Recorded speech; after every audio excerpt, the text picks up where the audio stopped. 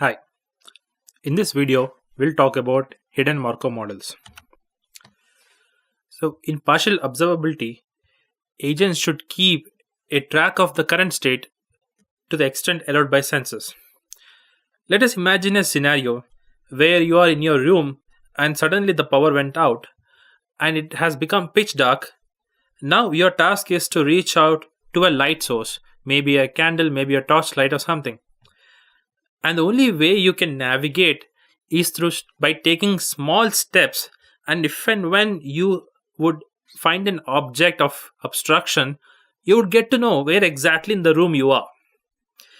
Such kind of scenario can be modeled in HMM. This is called as partial observability, where we don't know exactly which part of the room you are at right now. And the way you actually get to the target is by taking actions and finding evidence from whatever items that would obstruct you.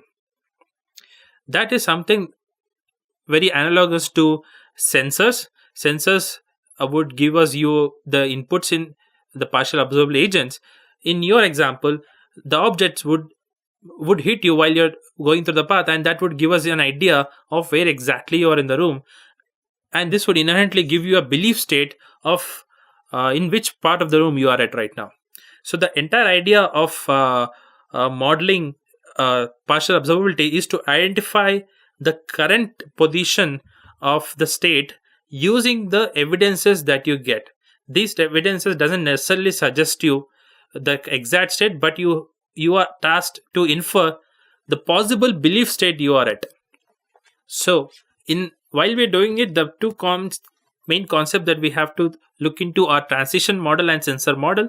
Transition model says that using the belief state, that means your belief in which state you are at right now, and this transition model, the agent can know how the world might evolve in the next time step. That means if you can take a move, the transition model will give you a sense of what might be the state that you will end up at time t+1. The sensor model, while on the other hand, with the observed percepts and sensor model, the agent can update the belief state. So using the inputs, like in your example, if you had hit a table, using that input, saying that now I can sense a table, you can give inference about what the state of your position is right now. That is a sensor model which gives you the percepts, and we use that percepts to update the belief state. So the degree of belief, earlier the states were captured as facts in logic, which can either take true or false. In order to capture the degree of belief, we are using the probability theory, and we model a change in world using a variable for each aspect of state and at each point in time. So we have two aspects here. One is a state variable, which is nothing but where you are right now at current timestamp t. The other is the evidence variable. What kind of evidence are you getting from your environment at the time t? The transition model, as I said, describes a probability distribution of variables at time t given the state of the world at past times. So imagine in your room, you want to get to the door and you have a table here. So if we have observed that you are able to hit a table, then your transition model would say that the possibility of your state is somewhere here. It gives a probability distribution that your current position might be somewhere here. And the sensor model says that it describes the probability of each percent at time t given the current state of the world. Given this position, the sensor model says what is the chances of hitting a table given that you are at the position this point at particular time t. So in a static world, each random variable would have a single fixed value. Like for example, if you are diagnosing a broken car, so at the end of the diagnosis you might have certain reasons, and that values will be fixed for that random variable no matter what the time is. However, in a dynamic world, the state information keeps changing with time. For example, treating a diabetic patient. A diabetic patient can have a blood sugar level that is varying with time. So if you are measuring a sugar levels at 8 o'clock in the morning, and then you measure again after the breakfast, the blood sugar levels might have changed already. And also tracking the location of a robot while the robot is moving in a maze, that location keeps changing with time. So these kinds of variables that keep changing with time is what constitutes into a dynamic world. And the agenda of this particular video is how do we model such a dynamic world where we are uncertain about our current position. To do that, we first discuss about time slices. The world is observed in time slices. Each slice has a set of random variables, some observable and some not. As I said earlier, we have two sets of random variables. Xt is a set of unobserved random variable. That is nothing but your state, the position of your state at time t. And et is a set of observed random variables, that is nothing but the inputs that you get from your sensors at time t. We assume that the same set of random variables are observable in each time slice. So the time slice here, what we are referring to is t, can change from problem to problem. In the case of treating a diabetic patient, the time t can be as small as 1 hour. Whereas in other cases where you want to predict the weather, the time variable, the time slice can be 1 day. So let us take an example. Let us assume that there is a security guard at a secret underground station and he couldn't access the outside weather. So he has no idea of what the weather is like. However, he wants to know whether it is raining or not. The only observed variable is that his director might bring in an umbrella when he comes to the facility.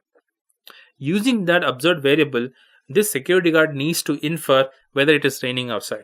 So for each day, here our time slice is day, et is a single evidence variable umbrella which can take value either yes or no. Whereas xt is a single state variable, rain, which can take values yes or no. So we have two variables, both of them are single state variables and both of them are booleans which can take values yes or no. However, there can be other problems with larger sets of variables. For example, in the diabetes case, where evidence variables can be that what is a measured blood sugar at time t, what is a measured pulse rate at time t. Our state variables can be what is a blood sugar and what is a stomach contents at time t. These are something that is inherent for the patient, and we cannot really estimate what is the current value. So that's why these are unobserved. We don't know what actually are the values, and these are something that we have measured. So these are observed values.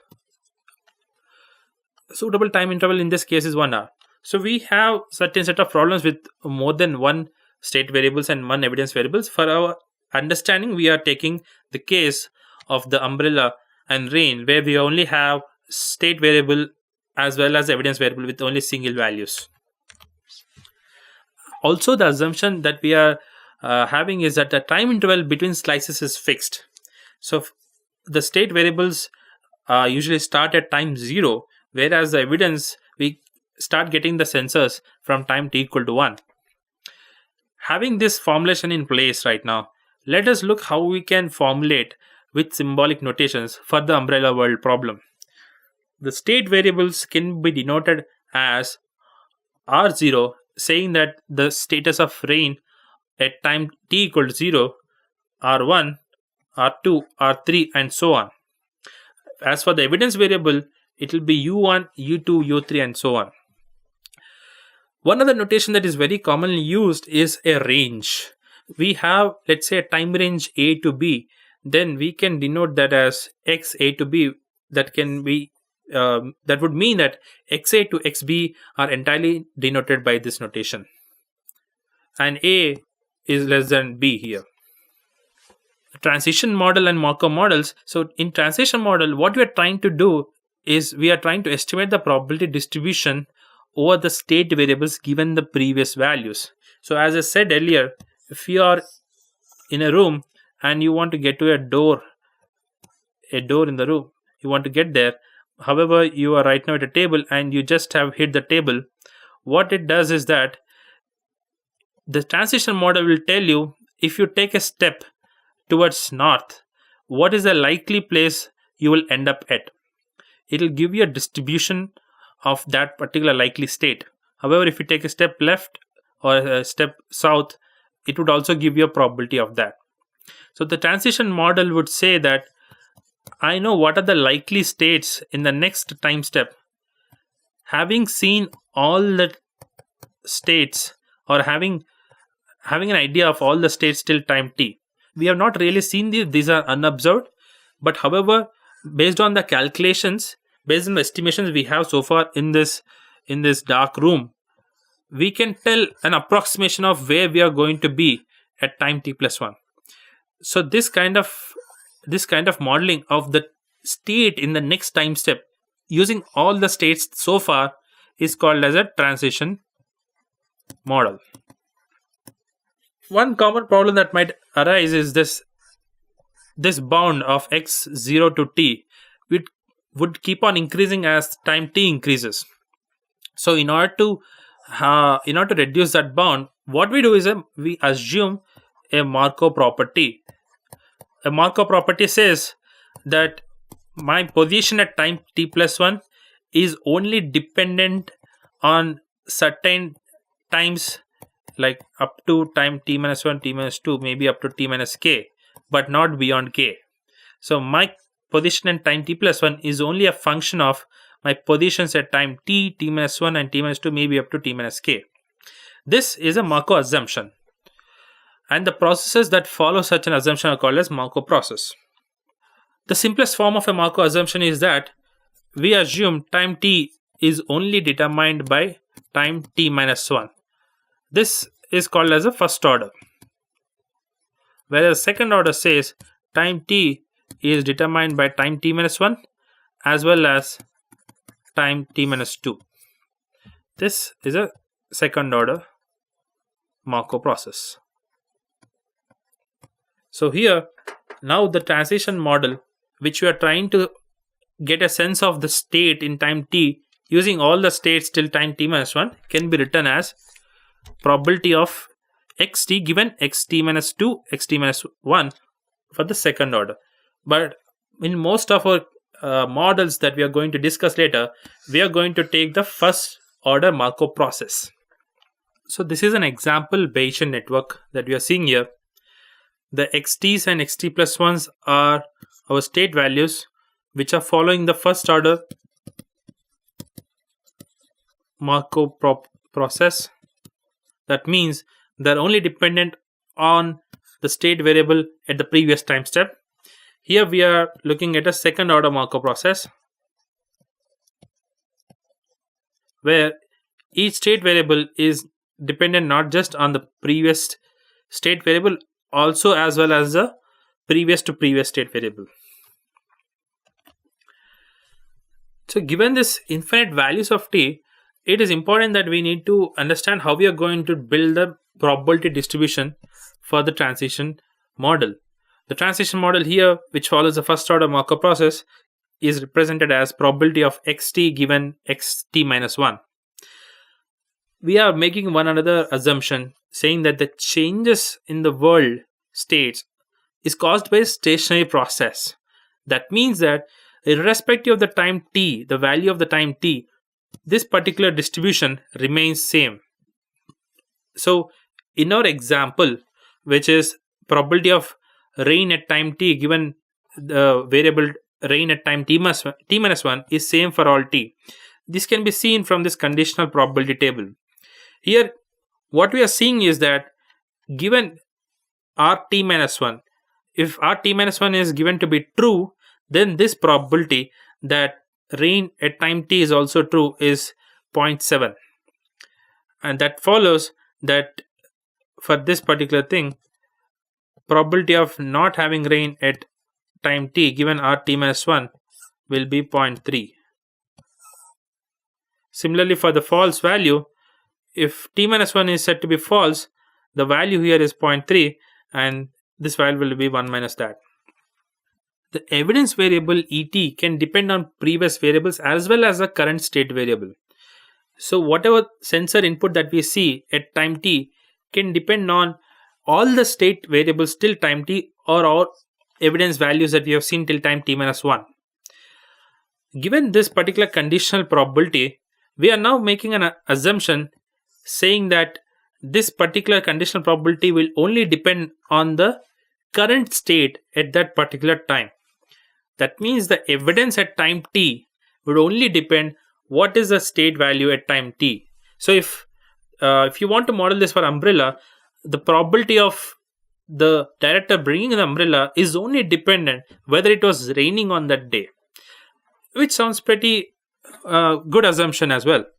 So this conditional probability that we are seeing here is called as a sensor model.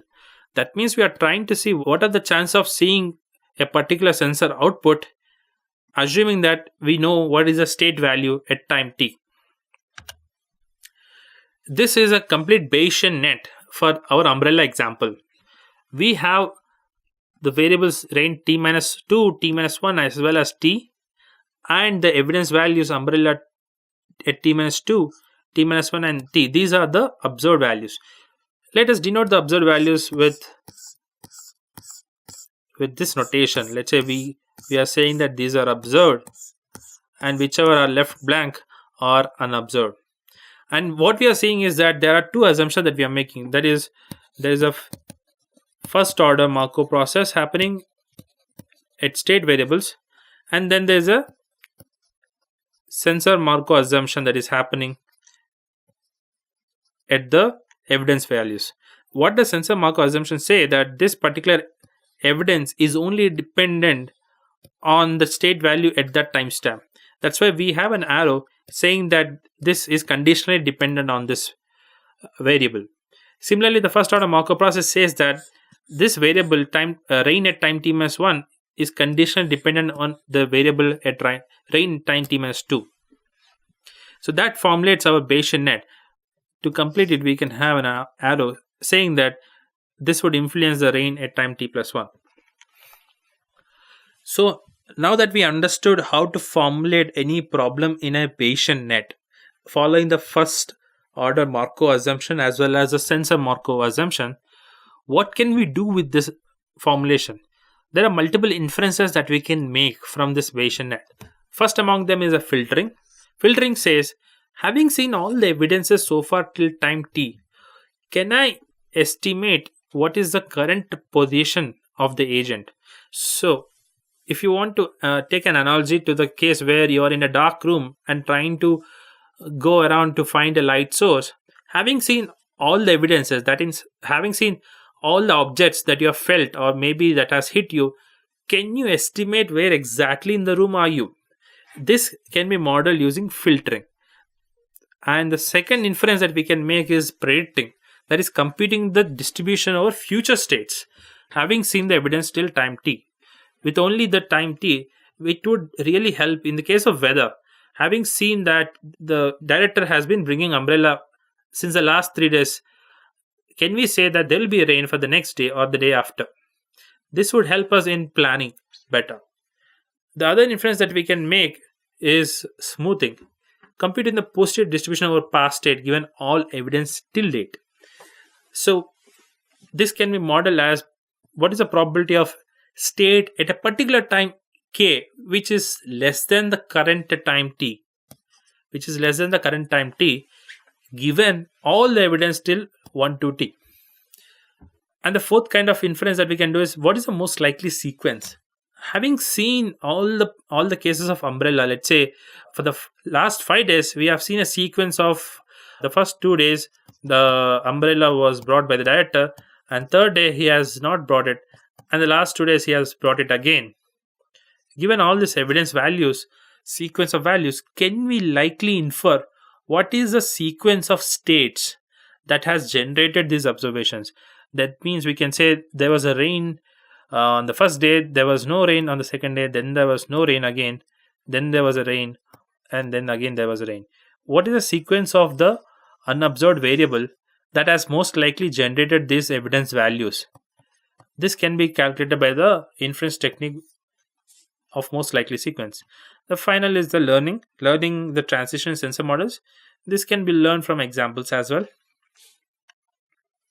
So coming to the filtering aspect, as I said earlier, we look at all the evidence we have got so far, and we try to see what is the current state of this particular agent, what is the distribution of the state. This can be done in a recursive fashion.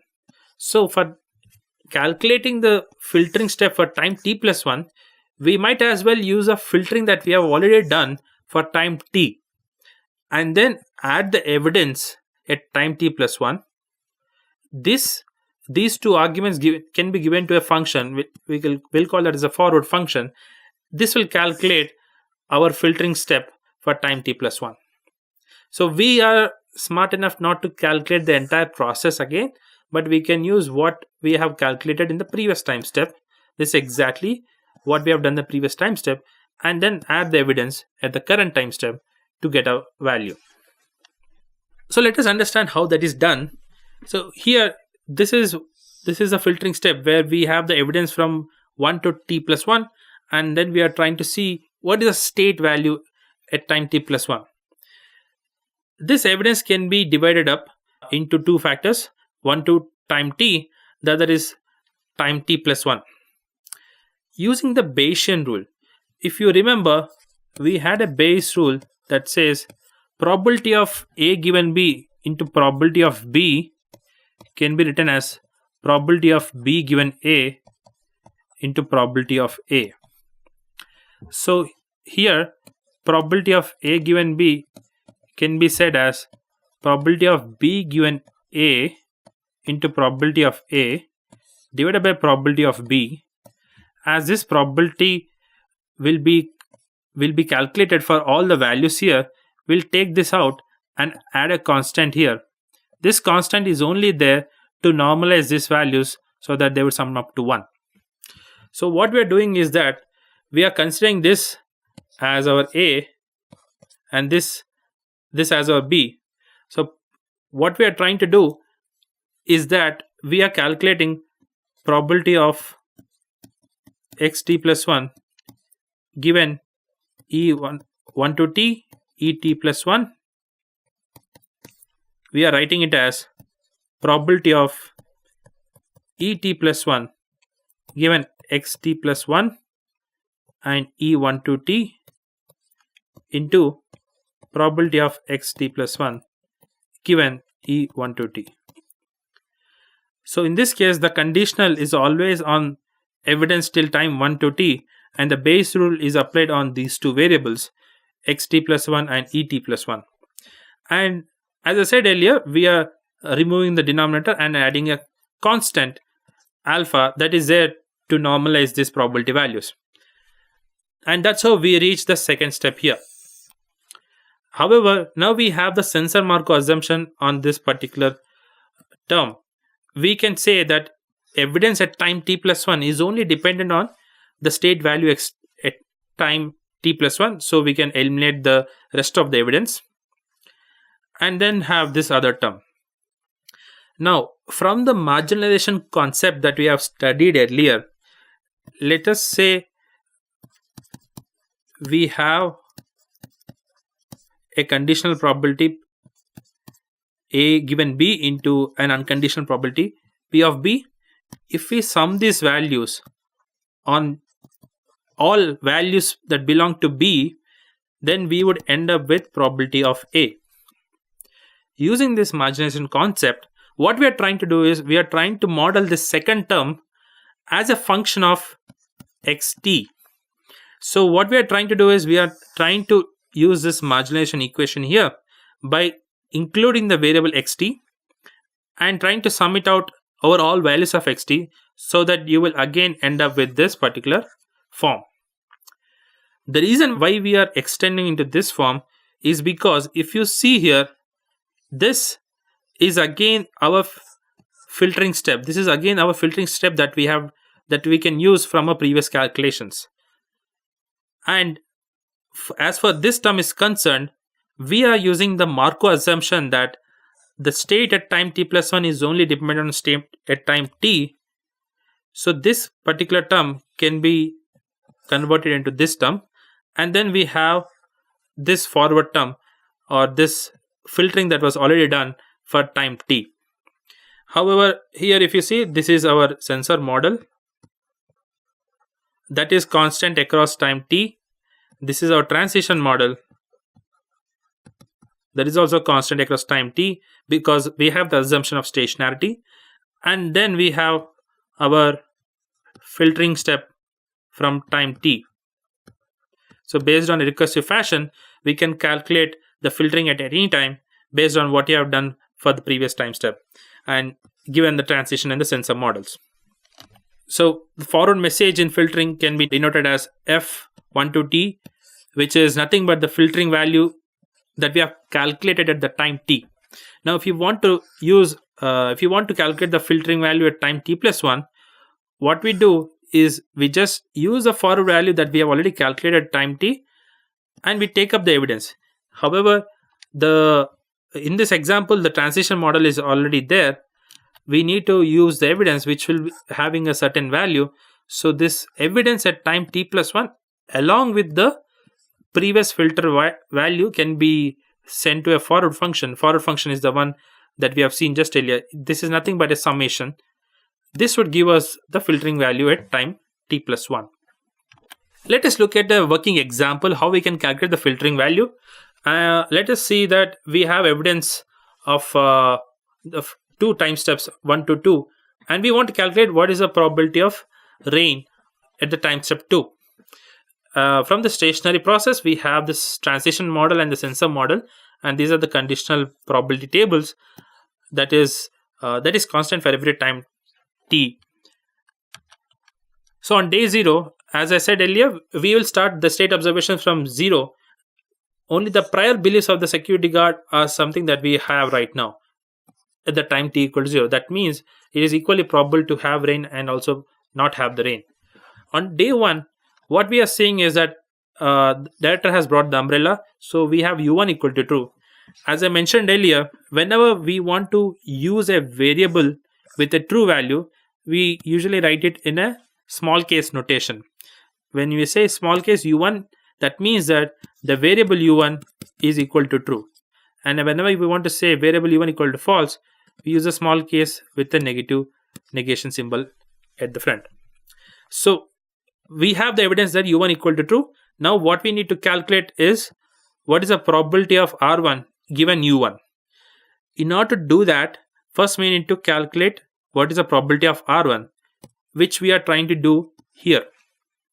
The probability of r1 can be calculated as I was using earlier. Again, this is using a marginalization step, which is summing over all possible values of r0. We are using a transition model for r1 given r0, which is nothing but this. And then we are multiplying with the possible values of r0. r0 can be true or r0 can be false.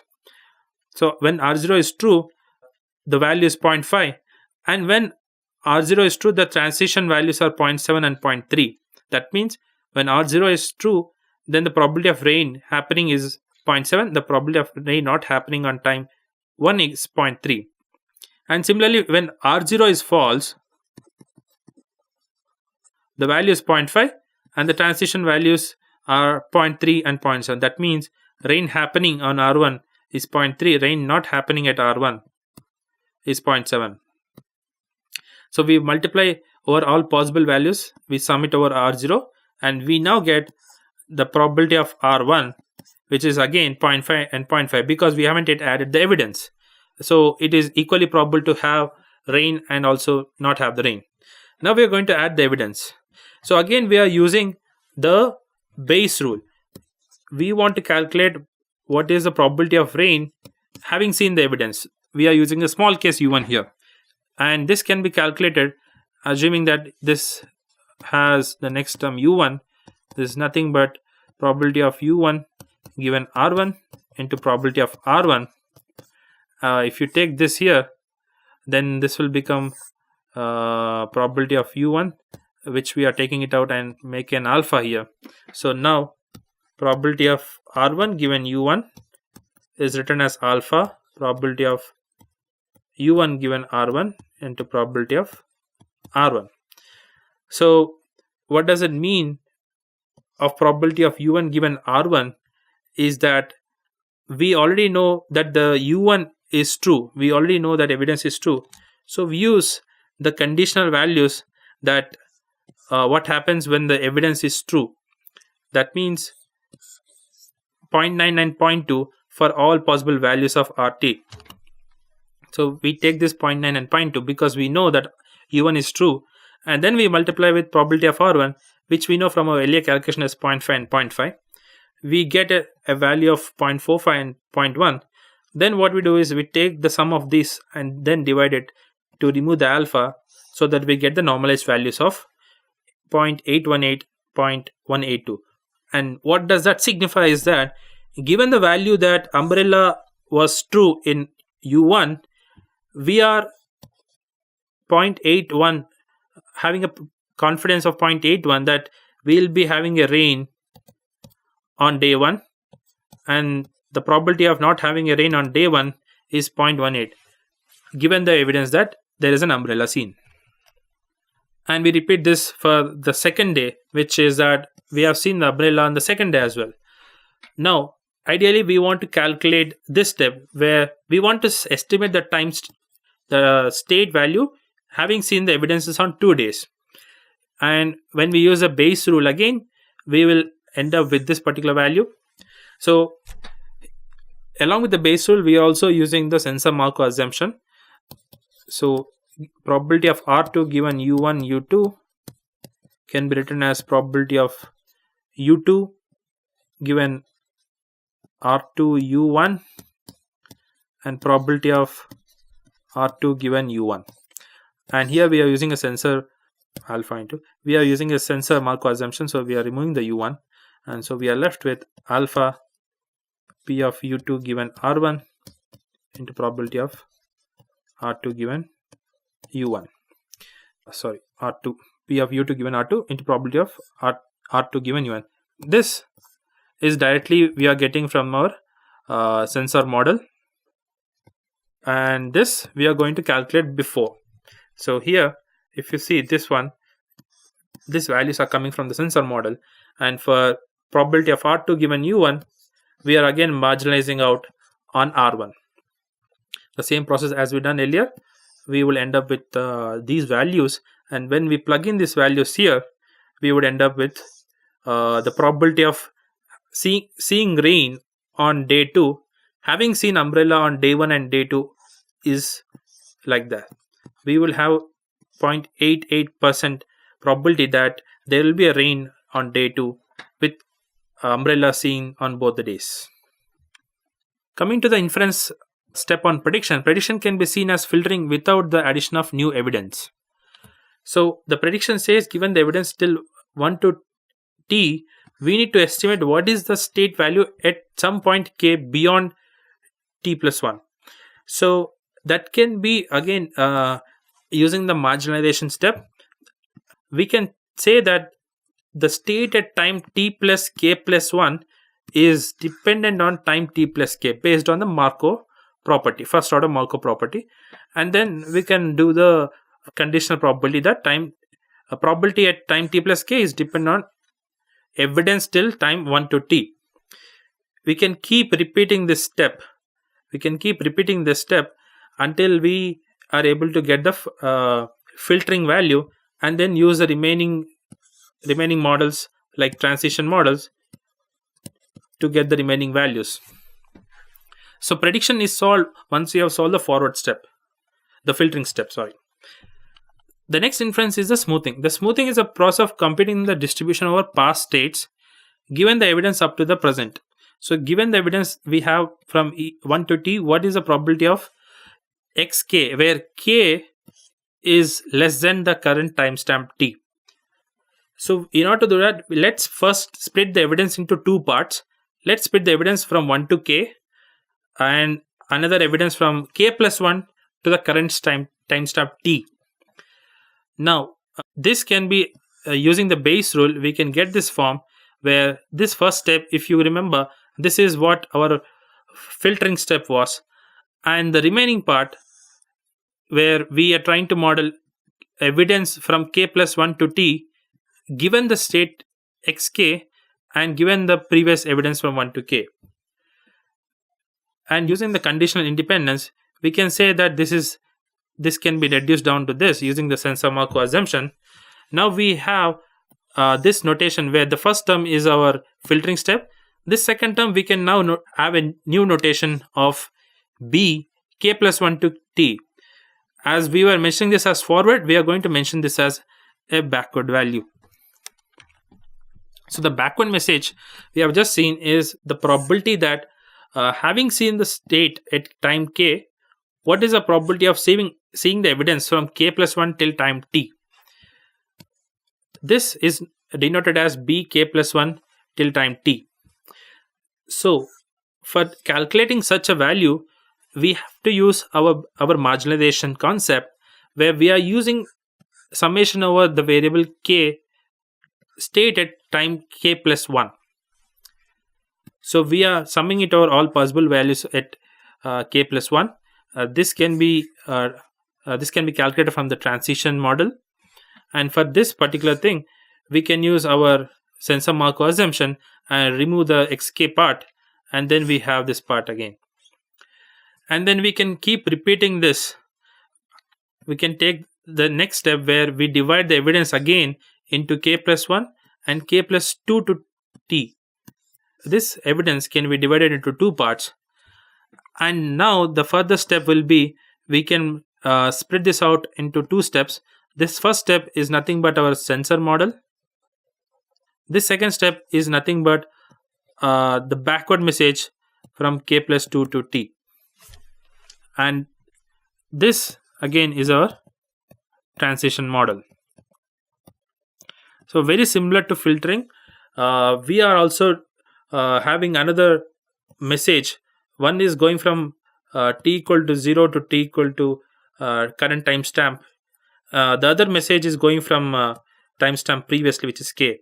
So we are having a backward message now, where we are trying to calculate the message at k plus 1 till t as a function of a backward message which is already calculated from k plus 2 to t and the evidence at k plus 1. This is very analogous to the forward message, and this is used to calculate the smoothing inference. So let us look at a working example for the smoothing.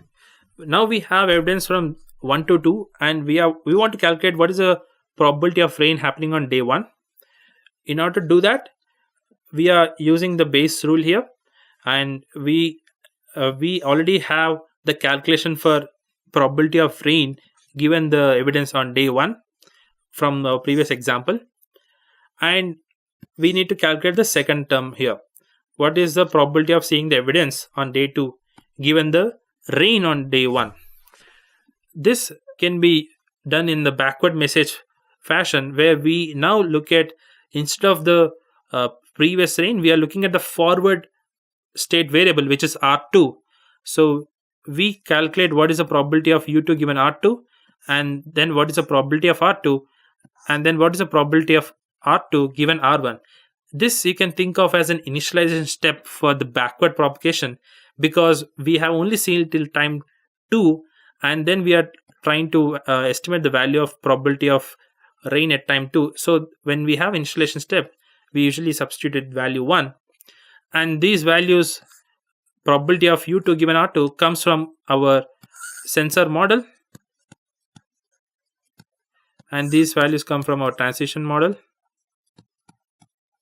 So multiplying them for the values where rain is equal to true and for values where rain is not true, we will get a summation of two terms, and then that would equal to this. Once we have this term, and now that we already have this previous R1 given U1, we'll just multiply both of them and then we normalize them. If you see from our previous example, we have a probability of R1 given U1 as 0.818 and 0.812 as our probabilities. But having seen the evidence of U1 and U2, the probability of rain on day 1 has increased from 818 to 883. So this says that the evidence on U2 has been propagated back to improve our belief of the previous state. So this is a synopsis of the backward forward algorithm that is usually run to do all our inferences. We have certain set of local variables. Fe is nothing but a vector of forward messages, and B is the representation of backward messages, and SV for the smooth estimates. So from time 1 to t, we keep on doing the forward propagation. We first run this loop for the entire time that we have. Then we have all the forward values that we calculate from this equation. After we have done that, now we calculate the backward calculations. We start from time t, the last time, and then we go till time t equal to 1. And first we normalize this forward with the backward value to get our smoothing values, and then we keep on using the backward values to calculate our previous values. So in this way, we will be able to calculate the smooth estimates, and that's what we are returning at the end of this algorithm. The next kind of inference is the most likely sequence. Suppose that umbrella sequence is looks like this, where we have true on day 1 and day 2, and the day 3 we have false, and the day 4 we have true, and the day 5 we have true. What is the most likely weather sequence that can explain this? So as we have the weather sequence as a Boolean value, which can take two values, we have 2 power 5 possible sequences. So this kind of inference is most often used in natural language processing, where our observed sequence are the words in a sentence like Ram killed Ravan, and the hidden sequence is nothing but the part of speech tag, like do you want to assign a proper noun, do you want to assign a verb, what kind of POS tag do you want to assign to each of these words. Those are something that we need to figure out, so we call them as hidden or latent, and such kind of inferences can be used for natural language processing tasks. So what we have is a linear time algorithm. So we view each sequence as a path through a graph. So this is like all the possible values that we can enumerate from our state space. Each variable has 2 values at each timestamp, so all the possible paths here can take up to 32. Finding the most likely path can be a product of transition probabilities along the path and the probabilities of given observations at each state. So let us look at how that looks like. The algorithm says that the most likely path to say, let us say that we want to find what is the likeliest path for having this proposition rain phi equal to true, consists of most likely path to some time at t equal to 4, followed by a transition to rain phi being true. So this can be represented using this equation. What we want to figure out is that I want to figure out what is the most likeliest path that can explain the rain happening on day phi, which is time t plus 1, given all the evidence till day phi. That can be represented using Bayes' rule again as this sensor model. What is the probability of evidence t plus 1 given the state at t plus 1, and this max operator, which says that what is the likeliest sequence till time t minus 1 that can explain this evidence. Using that likeliest sequence, take that xt that can maximize my entire product of transition into the sequence, and using that xt we multiply our sensor model. What does it mean is that if you want to calculate the likeliest sequence till rain phi, you need to calculate what is the likeliest sequence for rain 4, and similarly you have to keep on doing it recursively and find this likeliest path. So having seen all the evidence values, we are calculating the probability of rain at each timestamp, and we are keeping that box in a bold value to just emphasize what is the likeliest sequence. So in order to find the actual sequence, the algorithm need to record for each state the best state that leads to it, indicated by the bold arrow. So if you want to find the likeliest sequence at this timestamp, you want to know what is the sequence that has arrived, what kind of possible sequence should be the likeliest to this state, and then add this particular value. This optimal sequence is identified by following bold arrows backwards from the best final state. This is called as a Viterbi algorithm. So coming to hidden Markov models, how do they differ from the Bayesian networks is that they also follow the temporal probabilistic model concept, in which the state of the process is described by a single discrete random variable. The possible values of the variable are the possible states, and the umbrella example is a hidden Markov model, is a perfect example of hidden Markov model. The restrictive nature of HMM, saying that it has a single discrete random variable, allows for a simple and elegant matrix implementation of the inference algorithms. The transition probabilities can now be expressed with the restrictions of single discrete random variables in a S by S matrix. We call that matrix T, where there are S possible state values, and Tij is the transition probability from state I to state j. Tij can be represented as this, where we are at a state I and we want to move to state j, and that transition is the value in this matrix Tij. For the umbrella world, it's a simple two states world of true and false, so we have the transition matrix as below. Coming to the sensor model, as we know the values of the evidence variable et at time t, we need only specify how likely for each state to cause et. That means at time particular t, we know that umbrella is either true or false. So we don't need to enumerate all possible values for this, as we already know what is a value because it is an observed value. What we need to do is we just need to calculate what is the possible from each state. So let's say t can vary from 1 to j. This value here, there are, let's say, s possible states. This value says what is the possibility of state I to enumerate this particular evidence value which is true. I'm just giving an example. And state 2, what is the probability? And these values can be represented in the diagonal, and the rest of the values can be zeros. The upper triangle and lower triangle can be zeros. Only the diagonal, it says that what is the probability of seeing the evidence from this state I, where I is the row number.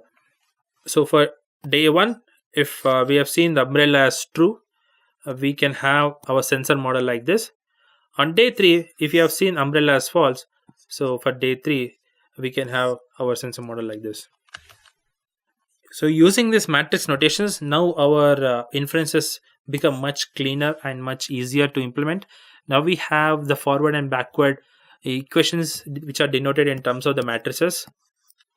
Let us look at a simple example using HMM, which we call as localization. Localization problem is for the vacuum world, where a robot is moving across a world of limited states, and it can often have obstacles that can give you sensors of where they are, so that the robot can take a better action.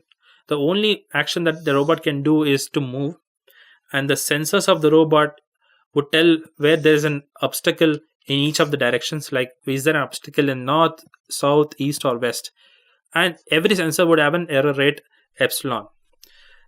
Xt is the state variable representing the location of robot, and the domain of state variables is that these are all the state variables that the location that the robot can be located at. Then we define neighbors. Neighbors of a state are the empty squares that are adjacent to state S, and NS is a set of all that neighboring states. The transition model for move robot is likely to end up at any neighboring square. That means that if there is a block of 9 by 9 and if the robot is here, it can likely be able to end up in any of these states. So that means if it has 4 neighbors, it has 0.25 probability of ending up at each of the states. That's what is denoted here, 1 by number of neighbors for that particular state I. And the initial state, the initial position of this robot on this grid, it can be uniformly distributed across all the possible states. So it can be anywhere across all the open squares. So the initial state can be written as 1 by n, where n is the number of empty states. As I said, the robot has a sensor which would tell where the obstacle is as in the 4 directions. So we have 2 power 4 possible values from the sensor. Let's say if the sensor outputs ns, that means there is an obstacle in north and south. we have such a kind of notation. Each sensor would have an error rate epsilon. So the probability of all four sensors in all the four directions being right is equal to 1 minus epsilon to the power of 4. If error is epsilon, then not having the error is 1 minus epsilon, and if you want to be right in all the four directions, it will be raised to the power of 4. We also denote a discrepancy as DIT, which says number of sensors that are wrong. Let us assume that DIT is provided already. That given that, we can model the sensor model, that is, what is the probability of seeing the sensor given the state I as this value, which means that if there are DIT errors, then the remaining sensors that don't have an error is 4 minus DIT, that is raised to the power of not having an error into the error probability into number of sensors that are having an error. So if you see, these are all the gray areas, that the light gray areas are the empty states where the robot can be. And the first sensor that we get, E1, is there is an obstacle in north, south, and west. Given this value, now the state distribution X1 says that the robot can be likely in this position, in this position, in this, as well as in this. The bigger the value, the higher the probability.